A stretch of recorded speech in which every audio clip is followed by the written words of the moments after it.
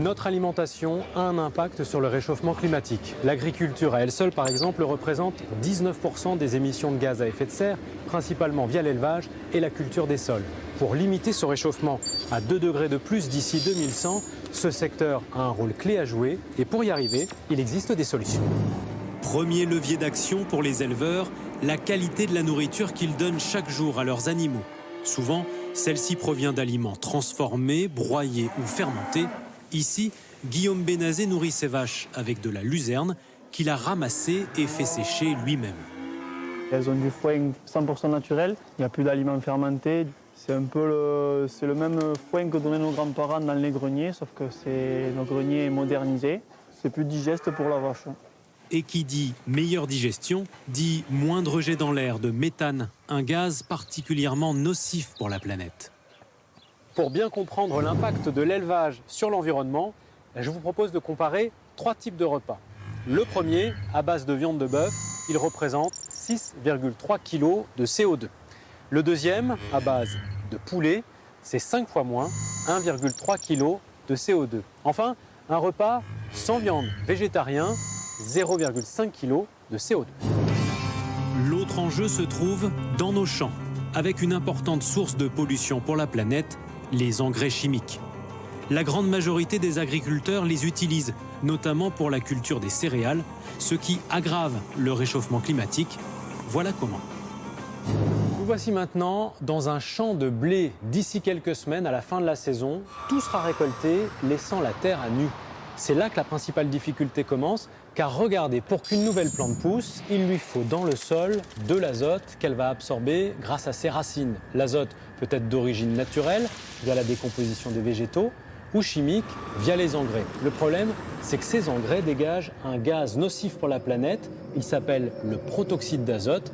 Son effet sur le réchauffement climatique est 30 fois supérieur au méthane et 300 fois supérieur au CO2.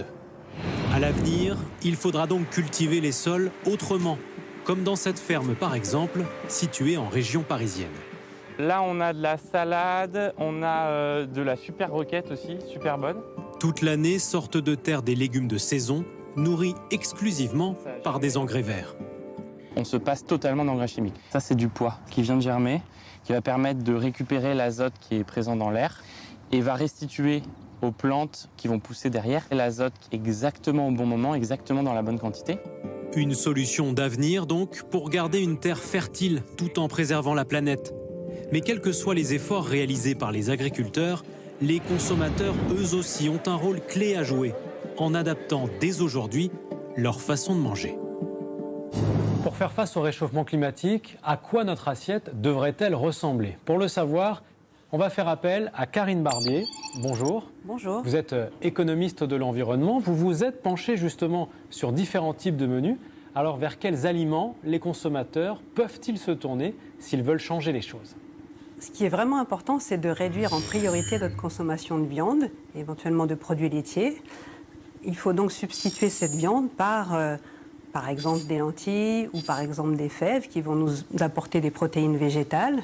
Et puis aussi, l'autre bonne idée, c'est de substituer par exemple cette tomate à une courge ou alors cette aubergine à des épinards. Donc des produits locaux, des produits de saison qu'on peut consommer aujourd'hui. Encore faut-il qu'ils ne soient pas eux-mêmes victimes du réchauffement climatique. Gel, forte chaleur, sécheresse mettent les cultures à rude épreuve. À l'avenir, il faudra donc planter des variétés plus résistantes. C'est précisément ce qu'étudient ces chercheurs à Montpellier. Pour se rendre compte des effets des très fortes chaleurs et du manque d'eau sur le développement des plantes, prenons 2 céréales. D'abord, le maïs privé d'eau, sa croissance va être freinée, le nombre de ses grains va diminuer, en clair, il s'assèche. C'est exactement ce qui s'est passé l'été dernier dans plusieurs endroits en France. De l'autre côté, vous avez le sorgho, lui, est très cultivé en Afrique, plus résistant. Sa température de développement idéale, c'est 35 degrés, c'est très haut. Comment fait-il? Eh bien, ce sont ses racines, la réponse se trouve dans le sol, qui vont aller capter beaucoup mieux l'eau qui se trouve sous nos pieds. Ce n'est pas une plante miracle, mais elle a des attributs qui sont clairement à valoriser dans un contexte d'adaptation au changement climatique. Il faudra aussi changer nos pratiques culturale, la façon de cultiver nos plantes. En associant par exemple dans un même champ des variétés différentes pour limiter les risques. Il faudra aussi faire plus de place aux prairies, aux forêts, aux haies, idéales pour garder l'eau dans les sols et capter le CO2 dans l'air. En résumé, d'ici 2050, pour faire face au réchauffement climatique, notre alimentation devra réduire la part de la viande, être plus locale et moins transformée. Enfin, nous devrons changer nos modes de culture. Et pour réussir tout cela, c'est maintenant qu'il faut agir.